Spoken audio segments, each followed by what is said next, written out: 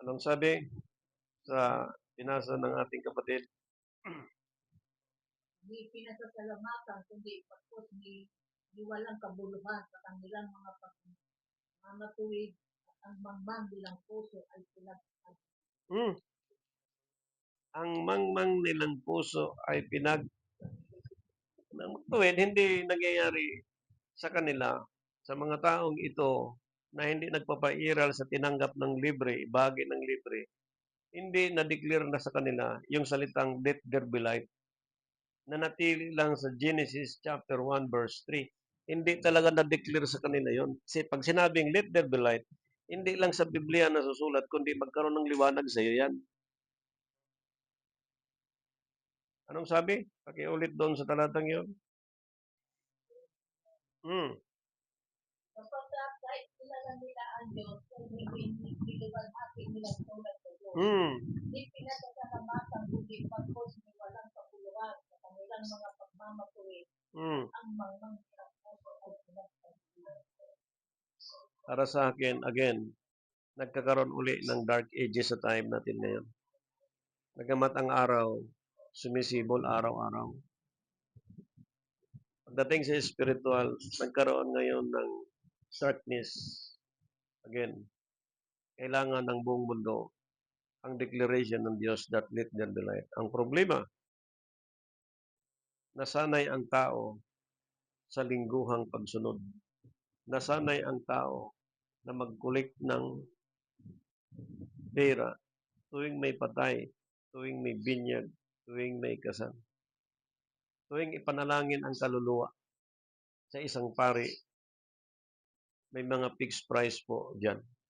At marami akong nakakausap dyan na nagdidepensa sa mga pari. Ngunit ang taong ito, ang alam ko, hindi walang alam sa Biblia. Walang alam sa salita ng Diyos. Anong sabi? Hindi bagkus ni walang kabuluhan sa kanilang mga pagmamatuwid at ang mangmang nilang puso ay pinagbibigyan. Romans chapter 1 verse 22. Ang mga nagmamarunong ay naging mga mangmang.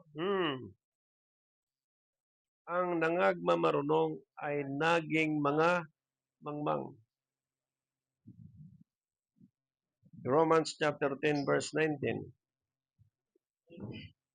Chapter 10 verse 19.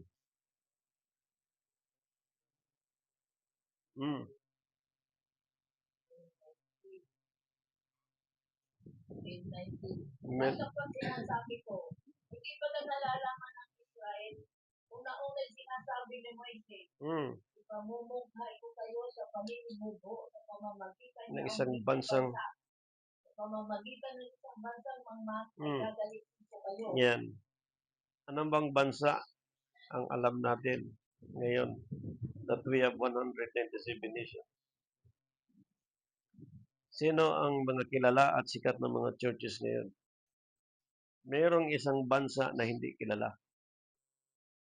At magsasalita tungkol dito at gagalitin sila.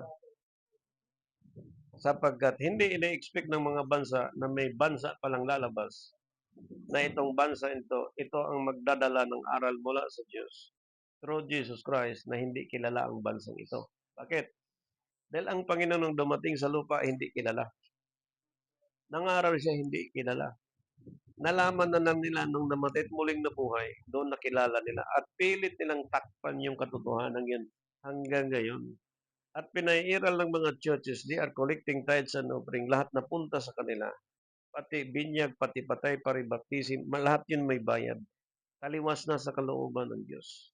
Sabi kanina, hindi nila kilala ang Diyos, hindi rin nila niluwalhati. Kaya ang mundo ngayon puno-puno ng kadiliman.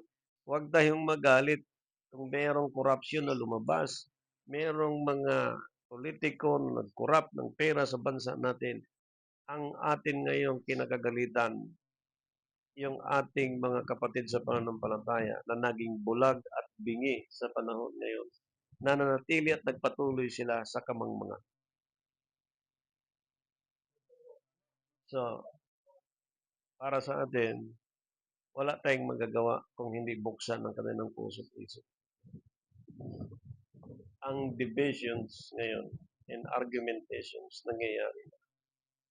Kaya pinaalalahanan natin ni Apostol Pablo, manatili kayo sa kapayapaan. Sapagkat ngayon po, time na ng struggle, time na ng trouble. Kaya ang Facebook at YouTube sa ating communication, pinag-iingat tayo sapagkat ngayon, kung scammer ang pinag-uusapan, ang dami nang naglabasan ngayon. Kung manloloko ngayon, ang daming naglabasan ngayon. Ngunit ang lantad ngayon na panloloko sa mga churches, yung pagkukulik ng mga leader na taliwas doon sa tinakda ng Diyos, na tinanggap yung libre, ibahagi. Eh ngayon hindi na. Tinanggap na libre, hindi na libre pagdating sa kanila. At yun ay bayad na. Ano pang paliwanag ni Apostol Pablo? Sa pamagitan ng isang bansang mangmang ay gagalitin ko kayo. Eh ngayon, kung magalit kayo sa akin, sinasabi ng katotohanan sa Biblia, Diyos ang kalaban niyo. Hindi kayo sa akin nagagalit. Okay? Sunod, sa paliwanag ni Apostol Pablo, 1 Corinthians chapter 1, verse 18.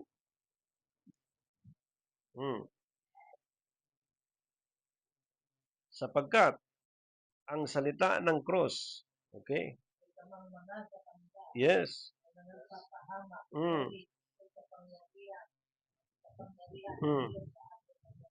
So, paano ngayon yun ipapaliwanag? At sa simpleng paglilinaw, malinaw po, sapagkat ang salitang cross ay kamangmangan sa kanila sa pamagitan sa nangagpapahamak. Yan na. So, what is the meaning of cross? The meaning of cross is the ministry of Jesus Christ. What is the ministry of Jesus Christ? To save and to redeem. Okay? Iligtas tayo mula sa pagkakasala, tubusin tayo sa kamatayan sa impyerno. Okay. Ngayon, yung ministry ni Jesus Christ, ministry ng mga apostol, ministry natin sa ating panahon, na tinanggap yung libre, ibahagi nyo ring libre. Ngayon, itong pangangaral na libre dapat ibahagi, sabi nila, hindi pwede, kailangan may koleksyon. Hindi ka mabubuhay. Wrong. Kamangmangan sa kanila ang pagsingil sa binyag, sa kasal at patay. Kamangmangan sa kanila yun. Yung salitang cross. Sapagkat yung ministry ni Christ, tinupad ng mga apostol at supposedly, ito pa rin natin sa ating panahon, tumanggap ka ng libre, ibahagi mo rin libre, kamangmangan sa kanila yon. Yung cross na yun, yung pagtupad sa ministeryo na yan. Ibig sabihin, kapag tinupad mo ito, you are carrying every day the cross of Jesus Christ. Sacrifice na minsan may konting pagsubok. Araw-araw, sabi ni Kristo, at maliwanag ni Apostol Pablo, pasanin niyo ang araw-araw na cross ni Kristo. Hindi literal, kundi spiritual. Ano ibig sabihin? Yung pagtupad sa aral. Pagtupad mo sa aral, pagpasan mo sa cross. Tinanggap mong libre, bahagi mong libre. Kamangmangan sa kanila yun. Para kanino? Sa mga matuwid, hindi. Sana nga papahamak. Ngunit, ito'y kapangyarihan ng Diyos sa atin na nangaliligtas. If you do the best for the glory of God, that is a power. Those are saved in Christ. Pag sinabi mo, pag tinupad mo, power yan. Puwersa ng Diyos yan. Na naggampanan ng mga taong ito. Ngunit, hindi hayag ang bansa na magsawata nito, kundi bansang hindi nakikilala. Kung mayroong bansang 197 nations, kilala. Pero ang bansang magsawata ito, hindi kilala. Sabi doon, gagalitin ko sila, sabi ng Diyos. Ngayon, kung mahina-hina ka naglilingkod sa Panginoon, lingkod-lingkuran lang, nagkukulik ka, ang 10 bahagi ng offering, inasahan mo lang yung kayamanan, hindi ibibigay sa iyo yan. Kahit na naginip ka pa na may vision ka, panaginip, pagpalain ka ng Diyos, bigyan ka ng kasaganaan ng Panginoon. May proseso lahat yan. Hindi naman yan naginip ka na may bumaba diyang helicopter na nakita mo na may kargang isang sakong ginto. Titingnan mo lang. Natural, may proseso yan kung paano mo kukunin. Yung process hindi basta-basta. You must carry the cross of Christ. I-implement mo muna yun bago mo makuha yun. Hindi ganun kadali. Ngayon, sinabi ng scripture, ang cross ni Kristo ay kamangmangan sa kanila. Ibig sabihin, pag nirefuse ng tao ang mga proseso ng Diyos, kamangmangan sa kanila yun. Mahirap gawin, mahirap sundin, mahirap ipamuhay. Madaling mangarap, mahirap i-implement. Sapagkat ang procedure ng Panginoon, mahirap din, hindi pangkaraniwan. So, iisa lang ang gusto ipakita ng Diyos dito. Yung cross, ministry, gagampanan lahat ng tao. Pastor, pari, cardinal, lahat. Bishop, lahat, gagampanan lahat yan. Ito ay kapangyarihan ng Diyos sa atin na nangaliligtas. 1 Corinthians chapter 1 verse 20. Sundan natin ang magandang paliwanag ni Apostol Pablo na siyang ating sinasampalatayan na walang ibang salita ng Diyos. Okay. Saan naroon ang marunong? Saan naroon ang iba? Saan naroon ang pagpatuloy sa sanglibutan ito? Hindi ko lang ginawa ng Diyos na habang mga karunungan ng sanglibutan. Saan naroon ang mga eskriba?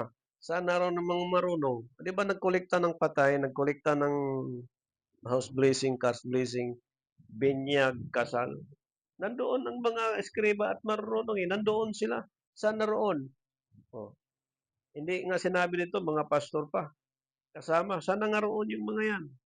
Nagtayo ng mga churches, nagtayo ng mga gawain, nagkukulik ng tithes and offering, hindi nga sumunod sa sistema ng batas, walang mga license. Ang katwiran sa atin, si Kristo nga walang license at mag-license kami. Under Romans 13:1, walang kapangyarihan di mula sa Panginoon. Walang license, walang treasurer, walang auditor. Nag-collect ng tithes and offering, ang laki ng corruption sa mga independent churches.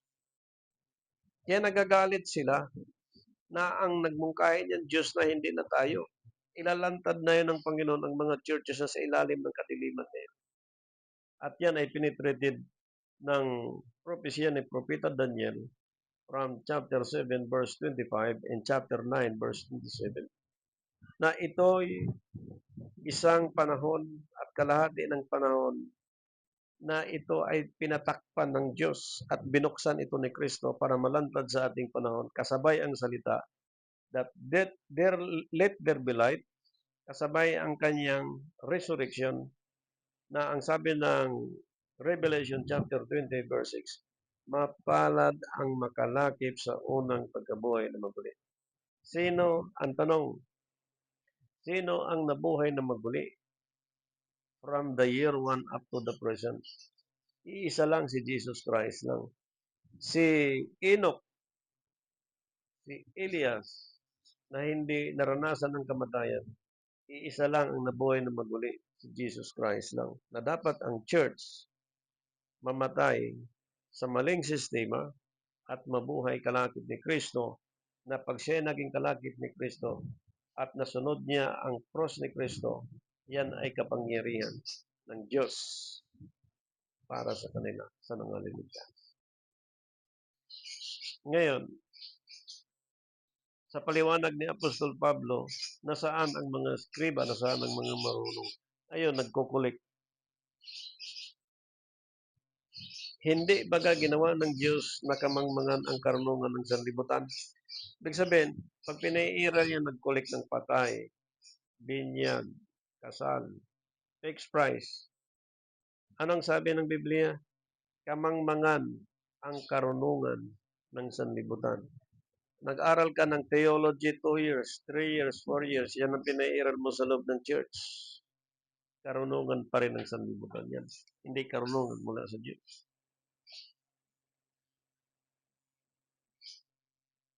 Ngayon, ang sabi ng 1 Corinthians chapter 1, verse 21,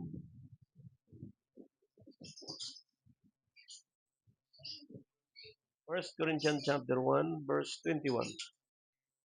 Okay, sundan natin ang magandang payo ni Apostol Pablo at sermon sa buong daigdig.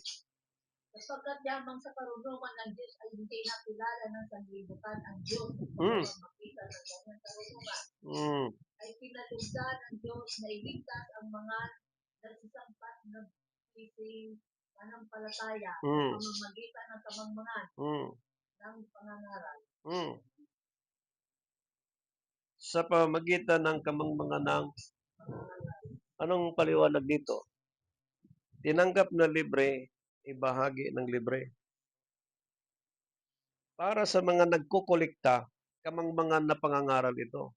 Pero sa mga naniwala at nagpairal, nagpatupad nito, sa ililigtas ito.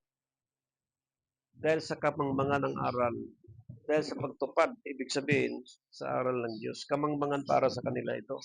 Bakit? Pag hindi ka nangulikta ng kasal, ng binyag, ng baptism, or car blessing, house blessing, umaasa ka lang doon sa 10 piso at 5 piso. Ang nasa isip nila kamangmangan, wala kang kotse, wala kang apartment, hindi ka makapag-travel ng abroad, pobre ka sa madaling sabi, walang followers susunod sa iyo. Para sa kanila kamangmangan yun. Pero para sa Diyos kapangyarihan yun. Ginawa ng mga tao yun. Totoong-totoo yan. Sapagkat ngayon, makikita natin na kapag wala kang kotse, hindi mo masundo ang mga tao.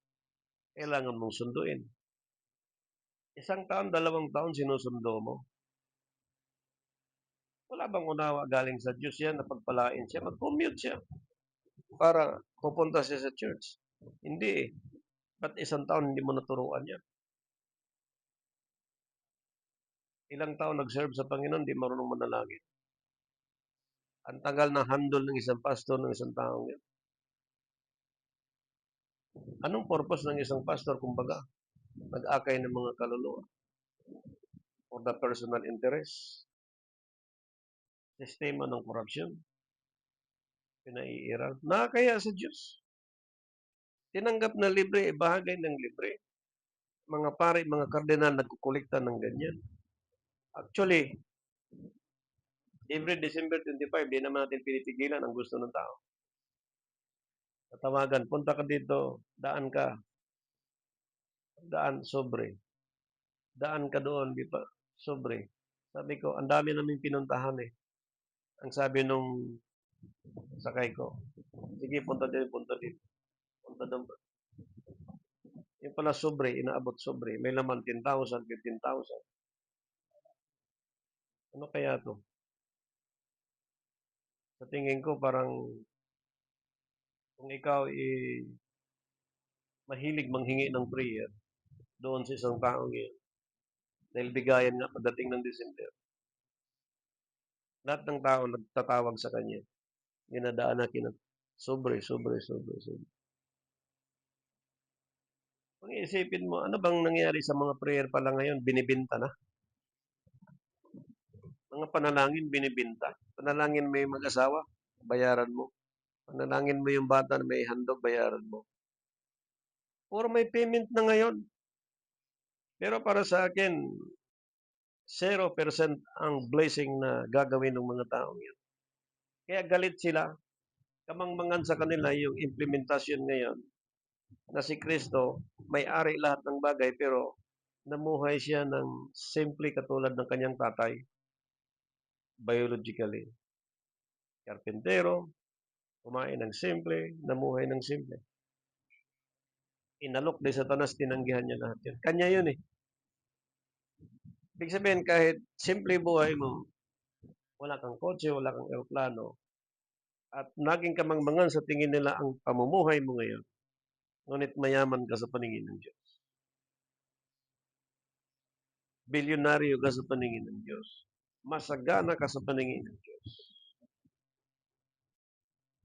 Ngunit, ang sabi dito, ang kinalugdan ng Diyos na iligtas ang mga nagsisampalataya sa pamamagitan ng kamangmangan ng pangangaral. Ibig sabihin, kamangmangan sa tingin ng sanlibutan, yung pagtupad mo sa tama, ngunit kapangyarihan mula sa Diyos ang ginagawa ng mga ito.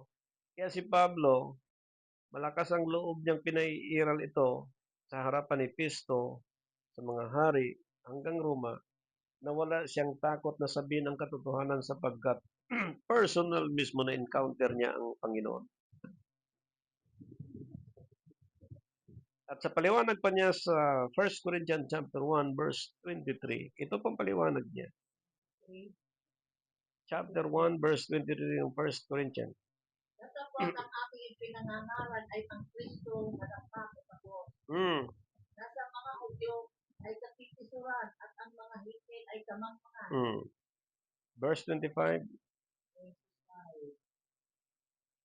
Sapagkat ang kamangmangan ng Diyos ay lalong marunong kaysa mga tao, at ang kahinaan ng Diyos ay lalong malakas kaysa mga tao. Yan. Ang kahinaan ng Diyos ay lalong malakas kaysa mga tao. Sino itong mga taong ito? Yung di nagbibigay ng libre. Na mas malakas pa. Yes. At ang kahinaan ng Diyos ay lalong malakas kaysa mga tao. Pag tinutupad ng tao ang aral ng Diyos, na kamangmangan sa tingin nila yung hindi nangungulikta, kapangyarihan sa Diyos yun.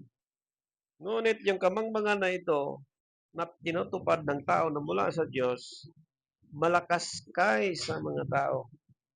Mag-isip ka na kung sinong malakas. Hitler, Gulayat nga, tumba ni David eh. Babylon, nabagsak na eh. Pag tinupad mo, mas malakas pa kaysa tao. Sino mang tao ngayon, bilyonaryo, mas malakas ka pa dyan. Anting-anting, mas malakas ka pa dyan. Nasa tingin nila kamangmangan, ngunit mas malakas kaysa mga tao. So, if we talk millionaire, billionaires, mas malakas ka pa dyan. Profession, mas malakas ka pa. Riches, mas mayaman ka pa. So, anong reason na ang tao ay magkaroon ng paglabag doon sa order ng Diyos na tinanggap mong libre, bagay mo ng libre? Wala eh. Kaya ang tao ngayon mag-iisip, ano ba talagang reliyon na tama? Ano ba talagang paglilingkod na tama? Saan ba talaga ang tamang kaligtasan? Eh, Kristo lang. Ngayon, pagpasok mo sa church, yung iba, ayaw ko na magsamba. Bakit? Eh, ganun din eh. Yung pare lasinggo, yung pastor lasinggo. Eh, wala din. Dito na lang ako sa bahay, mag-pray na lang ako, magmukmuk na lang ako. Hindi rin pwede. Kasi kailangan under Hebrews chapter 10 verse 25, kailangan mo ang fellowship. At hindi ka rin mamili doon sa 7th day at saka sa first day of the week. Dito ako sa 7th day, mas okay to. Kasi to make it holy. Sa first day of the week ay first day of the week lang naman yan. Ang patunay kasi pag namatay ka sa dating pagkatao, nabuhay ka, kalakip ni Kristo sa unang pagkabuhay na maguli. Ibig sabihin, pagpatay ka, present ka sa 7th day, present ka rin sa first day of the week. Pag namili ka dyan, both, ibig sabihin, hindi ka tunay na nagpasa ng cross. Kung pastor ka, leader ka, nangungulikta ka lahat sa iyo. Ang libre, ginawa mong bayad. Fixed price pa. Huwag lang magalit sa akin, mga pare. Totoo yan. Nawa, gayahin niyo si Pope Leo. Lumabas sa sistema ng mali. At may mga pastor na galit sa akin, totoo yan.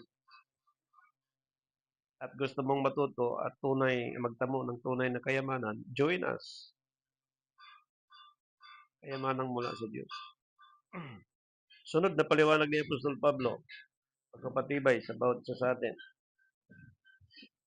1 Corinthians chapter 1 verse 27. Kundi pinili ng Diyos ang mga bagay na kamangmangan ng sanlibutan. Ready? Lahat ng mangmang sa sanlibutan, ha? Yung tumutupad, ha? Sa aral ng Diyos, ha? Hindi mangmang na wala kang pinag-aralan, hindi marunong magbasa, hindi mo tinutukoy yan.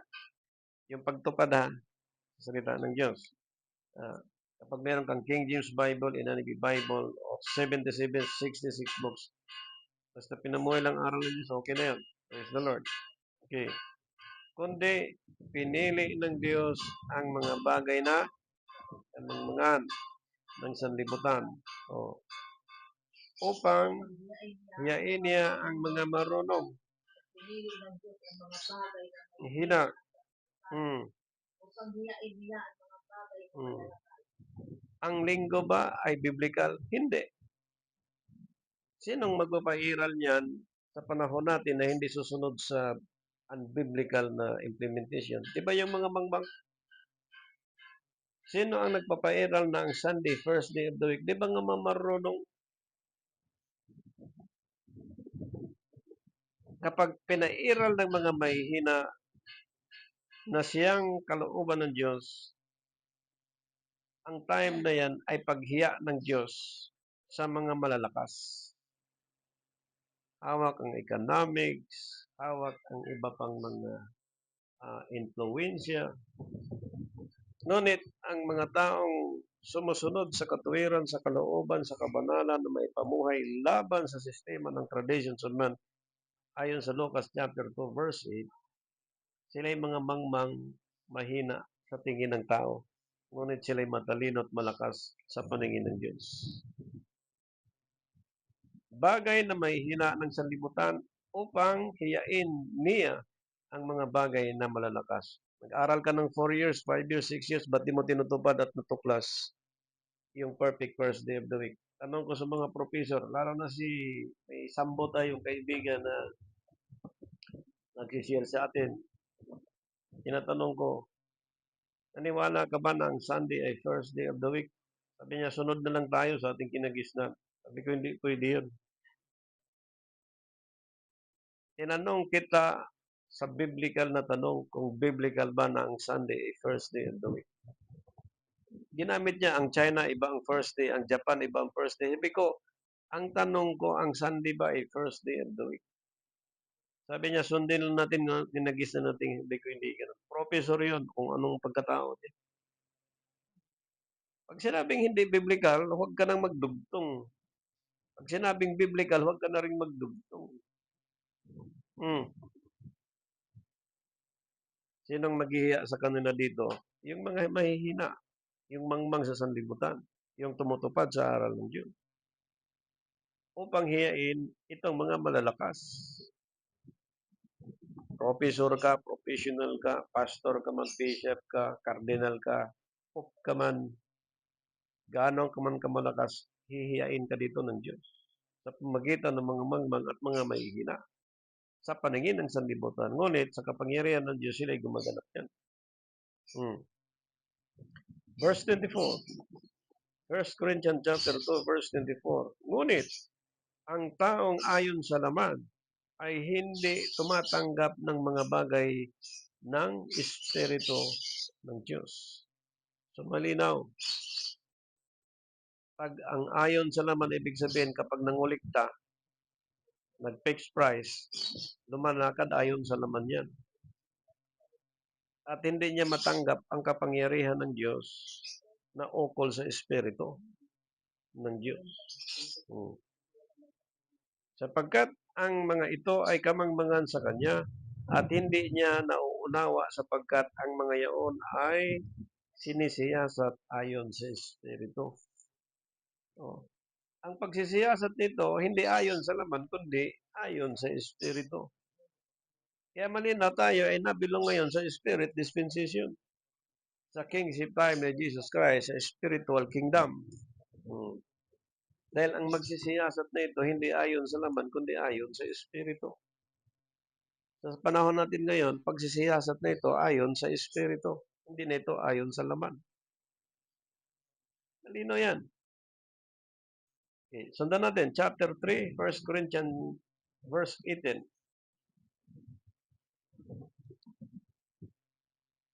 Sino may huwag magdaya sa kanyang sarili? Hallelujah. Kung ang sino man sa inyo ay nag-iisip na siya'y marunong, sa kapanahonang ito ay magpakamangmang siya upang siya ang maging marunong. Ano bang iniisip ng iba? Ihiwalay ako dyan kasi marami akong gantimpala, may ginto na ako. Di ba, marunong yan, ihiwalay ako. Anong sabi ng scripture? Pakituloy doon sa kababasa lang. Sino may huwag magdaya sa kanyang sarili. Kung ang sino man sa inyo ay nag-iisip na siya'y marunong sa kapanahon ito, biro mo, ginawa ka lang, halimbawa sa grupo, ginawa ka lang assistant, ay huwag kang magpiling leader. Nilagay ka na kang assistant, kung anong instruction ng leader, sundin. Kung anong instruction ng tagapanguna, sundin. Pag sinabing, yan lang ang tanggalin mo, di tanggalin mo. Hindi yung, hindi. May nagsabi sa akin, yun ang gagawin ko. Sino? Di ba ang Diyos ay Diyos ng kaayusan? God of order. Gagamit siya ng instrumento to lead you. Ito yung sinabi ng scripture. Tinanggap na libre, ibahaging libre. Huwag magdaya sa kanyang sarili. Kung ang sino man sa inyo ay nag-iisip na siya'y marunong sa kapanahonang ito, ay magpakabangmang siya. Hindi, nagpakatalino eh. Binigay sa akin ng bahay, bigyan sa akin yung kayamanan. Ano? Walang proseso yun. Meron. Hindi ka leader, followers ka lang. Nagmamarunong sa sarili. Ang sabi ng Diyos, dapat magpakamangmang ka.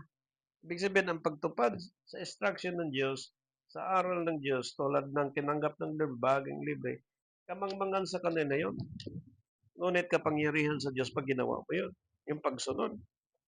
Ngunit ang sabi ng Diyos, magpakamangmang siya upang siya ay maging marunong. Eh ngayon, nagawa na ng tao na magmarunong. Paano niya magawa ang magpakamangmang? Pati buwan, sinira. Pati pizza, sinira. Lahat sinira. Lingguhan, sinira. Dagdag bawas na. Sabi sa Biblia, ang magdagdag ay dadagdagan ng salot. Ang magbawas ay babawasan ng bahagi sa aklat ng buhay. So what is the reason why they are continuing serving God until now? Dahil mahalaga nga ang paglilingkod sa Diyos. Pero kumusta ang implementasyon?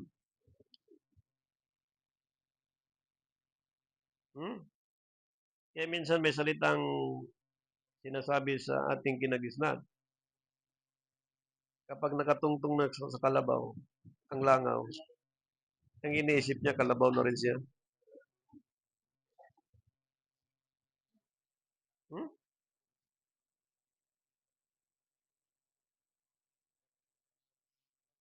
Binigyan na nga tayo ng libreng kaligtasan, libreng katubusan. Nung tinanggap natin, pagdating doon, nag-i-implement ka ng koleksyon.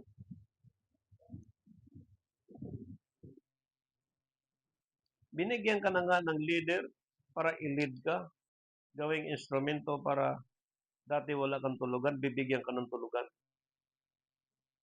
Pagkatapos nabigyan ka, hindi mo nakilalanin yung taong yun dahil nagmamarunong ka na sa iyong sarili. Sa Diyos nga, ang Godhead malinaw eh. 14:6, I am the way, the truth, and the life. No one can go to the Father except by me. Dadaan ka kay Christ physically, literally. And we are illiteral to live in this world. Together, our family, brothers and sisters in Christ. Kailangan ka dumaan doon sa physical na sitwasyon na ginamit ng Diyos na instrumento na kanyang literal at physical ng kanyang larawan. Ganon din ang church. Sinong namumuno, sinong naglilid. Dadaan ka dyan bago ka makarating sa Diyos. Sisirain mo yun, yung leadership na ginawa ng Diyos physically sa isang tao, sisirain niya yun. Paano siya makarating? Paano siya makareceive ng promises ng Diyos? Hindi siya naging accomplishment doon sa ginamit na instrumento ng Diyos.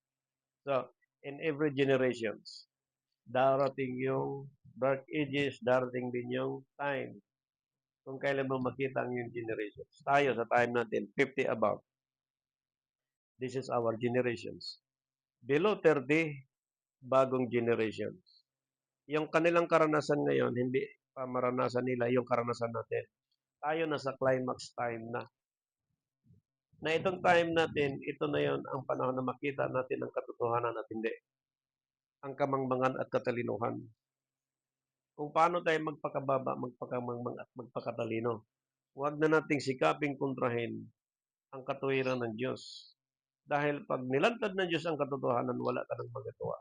Time mo na yun, time na ng Diyos, na magbulay tayo, mag-isip tayo. Ano ba talaga ang kamangmangan at karunungan? Ang kamangmangan, yung amin ka sa katotohanan. Ang karunungan, yung dinideny mo yung katotohanan. Kaya marami ngayon nag-serve sa Panginoon, hindi alam kung anong gagawin. Puri, naglingkod sa Panginoon. Pag nagmadali ka, lalo na. Ba't ang tagal ako pinagpapala ng Diyos tagal na? Hindi po ganun. Habang nabubuhay, humingi ka, pinagpapala ka ng Diyos. At kung merong additional na blessing ipagkalob sa iyo ng Panginoon, you will be ready na hindi dapat pumasok sa isip yung pagmamataas, pagmamarunong at pansarili lang, kundi for the glory and honor unto the Lord. Kaya sabi ni Paul, sa amin ang kamatayan, sa inyong buhay. Sila nag-sacrifice ng todo-todo, pati ang mga propeta, at the same time si Jesus Christ. Tayo ngayon, mag-succeed sa tulong ng Panginoon, lahat ng Christians, lobby ng Diyos, inside of our church, yung hindi na tama, palitan. Yung hindi na rapat palitan. Yung pagkukulik ng sobra-sobra, tigil na.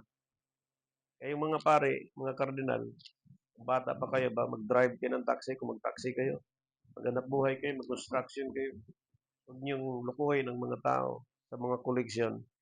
Ang sabi ng scripture, tinanggap yung libre, bahagi yung libre. Tigil nyo ng kalukuhan sa pagkukulik sapagkat ang prayer hindi po binibinta para bayaran ng tao. Tuloy natin. 1 Corinthians chapter 3 verse 19.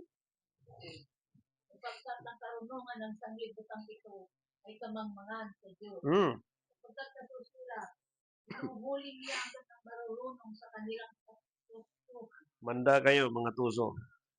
Uhulihin kayo ng Diyos. Chapter 4 verse 10. 1 Corinthians.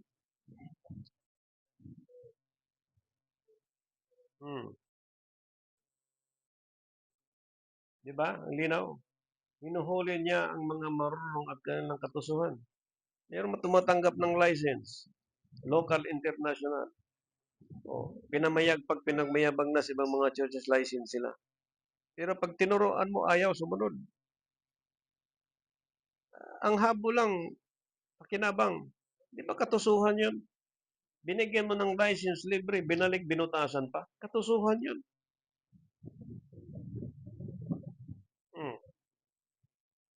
Uhulihin sila, hinuhuli niya ang marunong sa kanilang katusuhan. Hanggang kailan pa ang tao magmarunong laban sa Diyos? Uhulihin sila ng Diyos. 1 Corinthians chapter 4 verse 10. May mga mangmang dahil kay Kristo. Ngunit kayo'y marurunong kay Kristo. Kami may hihina. Ngunit kayo'y malalakas. Kayo'y may karangalan. Datapot kami ay walang kapurihan. Sige. Walang kapurihan, mangmang tayo. Ano bang ginawa natin? For the glory and honor of our God Almighty. In the name of Jesus Christ. Sapagkat ang kaligtasan binigay sa ating libre. Ang katubusan binigay sa ating libre. Therefore, ipamahagi din nating libre. Counseling libre. Baptism libre. Binyag libre. Kasal libre. Lahat libre. Paano, Pastor, kung magbigay ng love gift? Ibang usapan yun. Kung binigyan ka ng love gift, di tanggapin mo. Pero magbigay ka ng fixed price na may collection talaga, mali. Kasama yan doon yung puri sa dapat papurihan. Okay. Chapter 14, verse 38 ng 1 Corinthians. Chapter 14, verse 38, 1 Corinthians. Datapot kung ang sino man ay mangmang, ay manatili siyang praise the Lord. mga propeta, mga apostol hanggang sa panahon natin. Ang sinabing mangmang, yung pagtupad natin sa aral ng Diyos. Kamangmangan sa sanlibutan, ngunit kapangyarihan sa Diyos yun. Manatili dapat tayo doon. Ano marapat panatilihan? Tamang sabat ni Kristo, Wednesday, base sa Daniel chapter 9 verse 27. Tamang first day of the week, today, base sa Daniel chapter 9 verse 27. Tamang Passover, tamang Pentecost, tamang Feast of Tabernacle, tamang New Year, tamang perfect birth of Jesus Christ. Manatili tayo sa kapangmangan for the glory and honor of our God Almighty. Chapter 15 verse 36 ng 1 Corinthians 15:36. Amen. Ikaw na mangmang. Anong sabi? Ikaw na mangmang.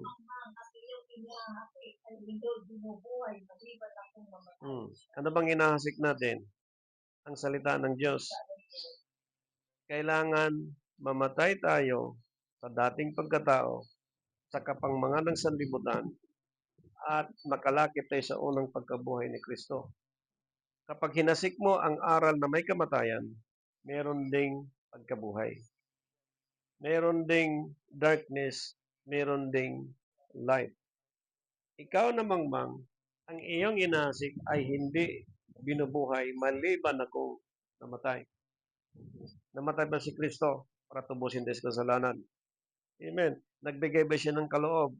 Amen. Libre? Amen. Ipamahagi mo rin libre.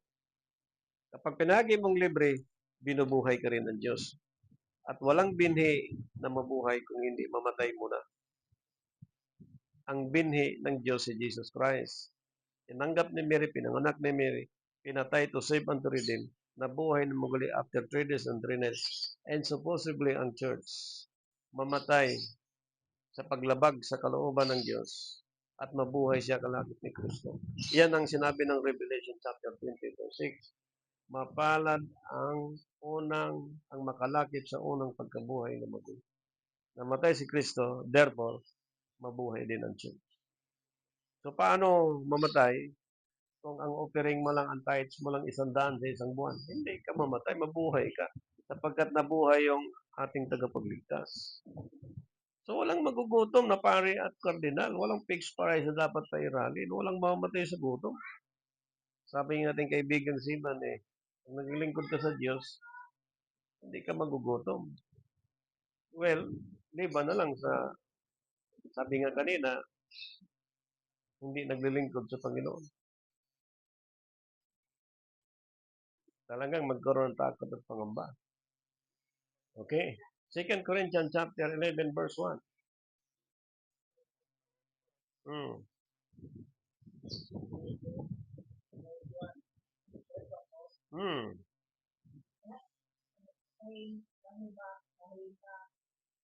Kahimanawari. Isin ninyo. Isa ninyo. Ngunit. Praise the Lord. Sunod. 2 Corinthians chapter 11 verse 16. Praise the Lord. 2 Corinthians chapter 11 verse 16. Muling sinabi ko, huwag isipin ng sino man na ako'y mangmang. Ngunit kung gayon, may tanggapin ninyo akong upang konti lang kay Apostol Pablo sapagkat higit na papurihan dito ang Diyos in the name of Jesus Christ. Okay? Chapter 11 verse 17. Ang pinangungutak ko ay hindi ko pinangungutak ayon sa Panginoon. Kundi gaya ng kamangmangan, pagkakatiwala ito. Pagmamapuri. Wow. Praise the Lord. 2 Corinthians chapter 11 verse 19. Sapagkat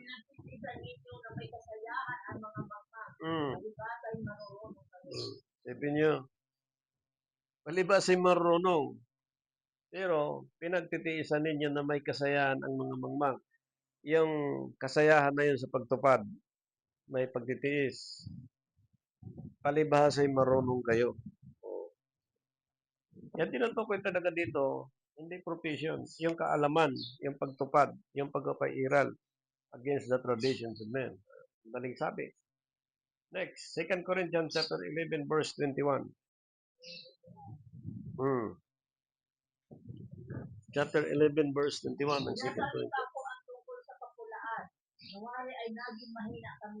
Hmm. Ngunit kung ang sino man ay Tapang. matapang sa anuman, Pangungusap. nangungusap ako sa kamangmangan. Hmm. Ako'y matapang din naman. Hmm. Sinong higit na matapang? Apostol Pablo. Yung higit na matapang nagsabi ng katotohanan, yung higit na matapang. Yung tapang sa paligid, wala yan. Yeah. Pagsabi ng katotohanan, matakot ka. Wala. Matapang din si Apostol Pablo. At the same time, sa panahon po natin, by faith through Jesus Christ. Okay, yan po ang position dyan. 2 Corinthians chapter 12 verse 6. Amen. Sapagkat kung ibigin ko ako magmapuri, ay hindi ako magiging magma. Sapagkat sa salita ko ang katotohanan, ngunit nagsisigil ako, at ang sino man ay magakalang ako'y mataas na nakikita niya sa akin. Yan. O narinig sa akin. Okay, dito tayo. Galatians chapter 3 verse 3. Talagang mababa ang ni Apostol Pablo dito. Amen. Napakamangmang na baga Kayo. kayong nagpasimula sa Espiritu. Amen. Ngayon na nagpapakasakdal kayo sa laman. Hallelujah. Ephesians chapter 5 verse 4.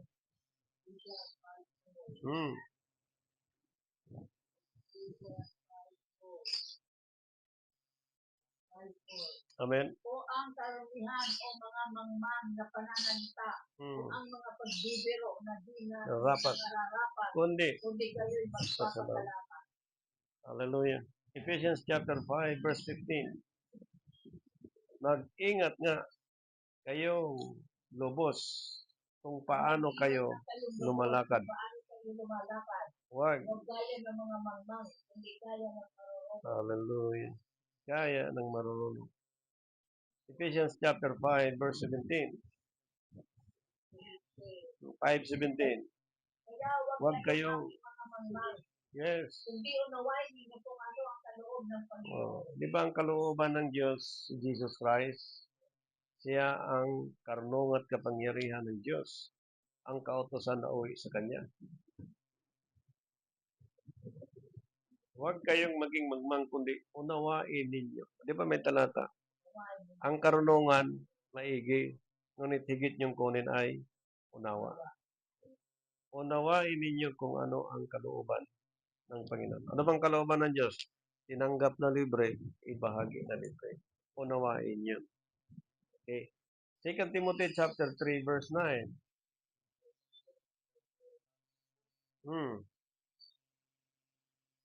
Ngunit, hindi magpatuloy sapagkat nangahayag sa lahat ng mga tao ang kanilang kamangmangan. Gaya naman. Di ba hayag na ngayon ng kamangmangan? Buong daigdig na. Buong daigdig na, nahayag na pong kamangmangan. Kababanggit lang na po natin kanina. Tito chapter 3 verse 3. Chapter 3 verse 3. Sapagkat tayo rin naman ng unang panahon ay mga mangmang, suwain. nagdadaya, Yes. paglipot sa tayo matamang kita, At sa layuan, na nangamumuhay sa masasamang akala, yes. At sa Hilian. Mga napupot. At tayo'y nangagkakapipon. Oh. Diba? Tayo rin nung una. Pag pastor ka na, pag pare ka na, cardinal ka na, nag-aral ka ng 2 years sa Bible School, tapos ka na ng doctorate of the Bible, huwag mo nang pinairal yung mangungulikta ka pa ng house blessing, cars blessing, magkaroon ka ng fixed price, may patay, panalangin, 1.5 pa namang amount, 9 days. Huwag ganun. Tigil nyo na yan. Walang magugutom, walang mamamatay sa gutom pag nag-serve ka sa Panginoon. God used His instrument to bless you. So ano pang habol natin? Tigil nyo na yan. Inapayo ko sa mga diehard sa Roman Catholic na pag may patay, grupo pa naman kayo, nangulikta kayo ng bayan, 9 days prayer, 40 days prayer. Tigil nyo na yan. Kamangmangan sa Diyos yan. Taga-sanlibutan yan. Ngunit pinili ng Diyos ang mga mangmang. Ibig sabihin, iyong tumutupad sa aral ng Diyos. Mangmang sa paningin ng sanlibutan. Pero sabi ni Paul, kayo naman din ay marunong. Ngayon, kailan din pa iralin yan? Ating panahon. Kailan tayo magsiwata? Tayo mga leader na kakaalam sa katotohanan. Kailan natin pairalin ang perfect birth ni Jesus Christ? Maging ang perfect first day of the week, maging seventh day of the week. Alam natin lahat yan. Ngayon, sa amin lang, kami ay nagbabahagi, nagtuturo, upang ipagpatuloy ang mga kalooban ng Diyos na hindi sa kalayuan, hindi sa sari-saring masamang pita, kundi ang kalooban ng Diyos na siyang pinairal sa panahon natin. Sapagkat malinaw ang scripture, kababasa lang. Sapagkat tayo rin naman ang unang panahon ay mga mangmang. Pag wala ka sa Panginoon, hindi nagawa mo yung kalooban ng sanlibutan. Hindi kalooban ng Diyos. Pag nasa Panginoon ka na, pare, pastor ka na, kardinal ka na, pairalin ang salita ng Diyos. Huwag yung nakatago sa isang bolt in how many years, pag natuklasan sa kalang, ay paano mo na yan makumberte ang mga tao, nasanay na. Habagan ng Diyos na nakalabas ang tao na nanatili at pinuunawaan ng Panginoon. Ituloy natin. 1 Peter chapter 2, verse 15. Hallelujah. Amen. 1 Peter chapter 2, verse 15. Katsiyang. Ang Diyos na dahil sa paggawa ng mabuti, ay hindi mapatahimik sa mga Yun. mga tao. Ngayon, and how many billions na mga palalo ngayon sa Panginoon?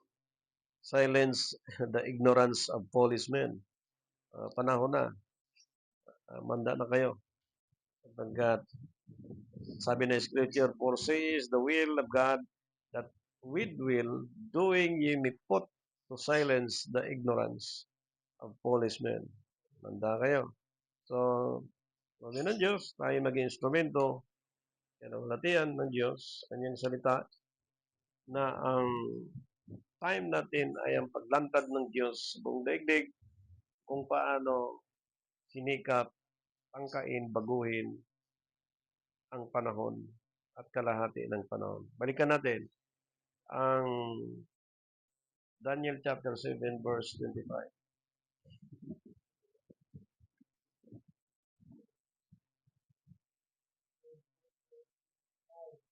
Daniel. Balikan natin. Verse Kasi magbabadya ng mga salita laban sa kataasan at ulit niya ang mga kanal ng at kanyang isipin, baguhin ang panahon at ang kautusan at sila'y magbigay sa kanyang kamay hanggang sa isang panahon at mga panahon kalahati ng isang panahon.